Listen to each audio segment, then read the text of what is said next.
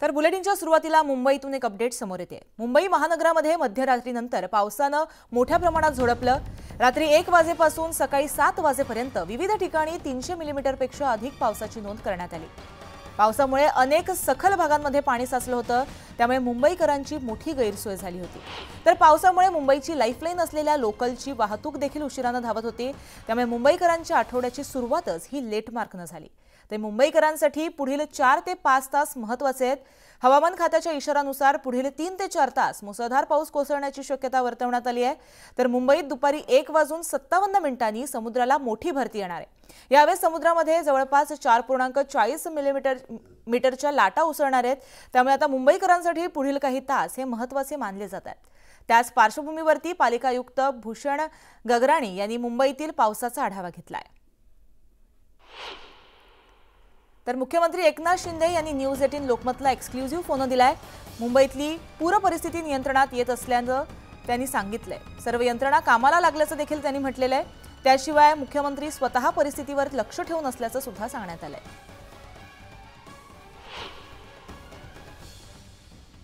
रेल्वेचे डीआरएम, मुंबई महापालिकेचे आयुक्त, स्टेट डिझास्टर मॅनेजमेंटचे अधिकारी यांच्याशी बोलतोय, सातत्याने माहिती घेतोय।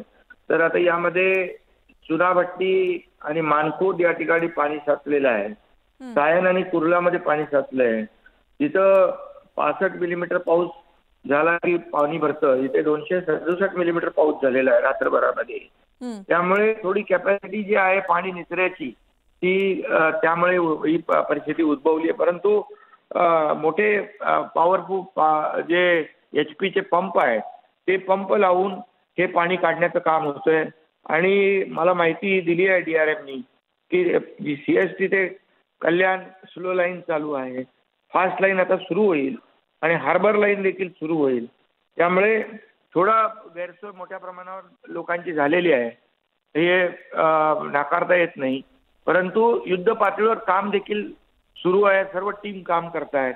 मी स्वतः ST आणि BST ला देखील सांगितलंय की तुम्ही देखील ज्या ज्या ठिकाणी रेल्वेमध्ये प्रवासी ची अडकली आहेत त्यांना तिथे देखील आपली सेवा देण्याचा आपण प्रयत्न करा।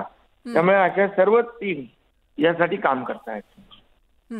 बरं शिंदे साहेब, मुंबईकरांना आता या स्थितीला तुम्ही काय आवाहन कराल? सोमवारचा दिवस आहे, सकाळी कामाला सुद्धा जायचंय, प्रवासासाठी कोणतंही साधन नाहीये सध्या, रस्त्यावरती सुद्धा तितकीच वाहतूक खोळंबलेली आणि रेल्वे सुद्धा, काही पावसाळी अधिवेशनासाठी येणारे आमदार सुद्धा एक्सप्रेसमध्ये तिथे खोळंबून राहिले। पाऊस आता कमी होतोय आणि त्यामुळे पाण्याचा निचरा होईल आणि याच्यातून पंपाचं जे काम आहे तेही सुरू आहे आणि त्यामुळे याच्यातून मार्ग निघेल। सगळ्यांनी सहकार्य करण्याची आवश्यकता आहे।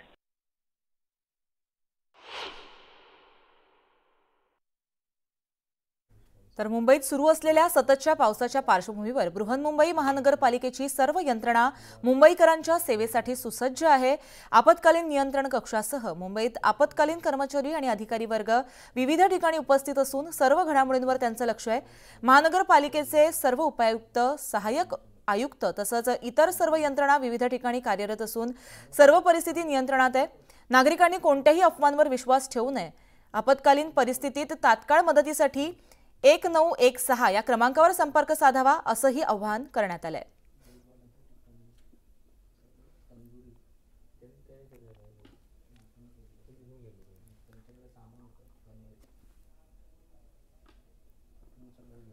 तर आपण ही तिन्ही दृश्य पाहतोय। मुंबईमध्ये मोठ्या प्रमाणात पावसाने मुंबईला झोडपलेला आहे आणि त्याचा परिणाम जनजीवनावर होताना दिसतोय। याचबाबत आपण अधिक माहिती जाणून घेऊ आमचे प्रतिनिधी प्रणाली यांच्याकडनं आपण अधिक माहिती जाणून घेऊया। प्रणाली, आपत्कालीन परिस्थितीसाठी पालिका जी आहे ती सज्ज झालेली आहे, काय अपडेट द्याल?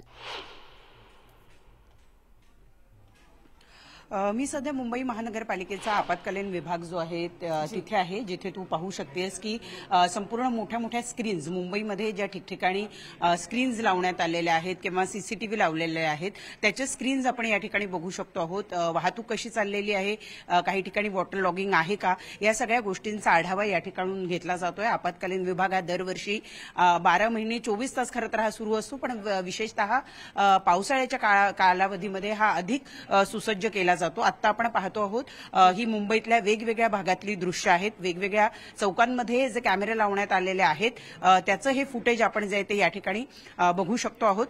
मुख्यमंत्र्यांनी सुद्धा आत्ताच आपल्याला माहिती दिलेली आहे. त्यानुसार मुंबईमध्ये जर विशेषतः आपण बघितलं तर काल रात्रभरामध्ये अगद्या 6 तासामध्ये 300 mm एवढा जास्त पाऊस जो आहे तो पडलेला आहे. आणि साहजिक आहे की मुंबईमध्ये जेव्हा एवढ्या मोठ्या प्रमाणावर पाऊस पडतो तेव्हा काही खोलगट भाग आहे ज्या भागांमध्ये थोडंसं पाणी साचतं, परंतु बऱ्यापैकी पाण्याचा निचरा झालेला आहे. विशेषतः उपनगर जे आहेत उपनगरांमध्ये काही ठिकाणी पाणी साचल्याच्या घटना आपण बघितल्या. आज सकाळी जेव्हा चाकरमानी बाहेर पडले त्यावेळेला त्यांना या पाण्याचा सामना करावा लागलेला आहे. रेल्वे व्यवस्था जी आहे विशेषतः लोकल्स जे आहेत त्याच्यावर सुद्धा परिणाम झालेला आपल्याला बघायला मिळतोय. परंतु सकाळपासून विशेषतः जर शहर परिसर बघितलं तर पाण्याची संततधार थांबलेली आहे, पाऊस पडणं थांबलेलं आहे. परंतु उपनगर आणि MMR रिजन आहे तिथे अजूनही काही ठिकाणी पाऊस पडतोय. विशेषतः आज 1:47 मोठी भरती जी आहे ती आहे आणि त्यामुळं मुंबई महानगरपालिका प्रशासनाच्या वतीनं नागरिकांना आवाहन केलं जात आहे की त्यांनी समुद्रकिनारी जाऊ नये. 4.47 मीटर एवढ्या उंचीच्या लाटा ज्या आहेत त्या उसळू शकतात आणि त्यामुळे समुद्र किनाऱ्यांपासून नागरिकांनी लांब राहावं, समुद्र किनाऱ्यावर जाऊ नये असं आवाहन मुंबई महानगरपालिकेच्या वतीनं करण्यात आलेलं आहे. आपण पाहतोय मुंबई महानगरपालिकेचे आयुक्त भूषण गगराणी या ठिकाणी स्वतः आपत्कालीन विभाग जो आहे त्या विभागामध्ये उभं राहून या संपूर्ण परिस्थितीचा आढावा घेत आहेत. जे आपत्कालीन विभागाचे प्रमुख आहेत त्यांच्याकडनं ठिकठिकाणची माहिती घेत आहेत. मुंबईमध्ये वेगवेगळ्या भागांमध्ये काय परिस्थिती आहे याचा आढावा या आपत्कालीन विभागातून घेतला जात असल्याचं आपल्याला दिसतंय. जी, अधिक अपडेट घेत राहणार आहोत प्रणाली. तत्पूर्वी तर प्रणाली, आपल्या पालिका आयुक्तांबरोबर तुमची काही बातचीत झाली आहे का? त्यांची काही मतं समोर आली आहेत का?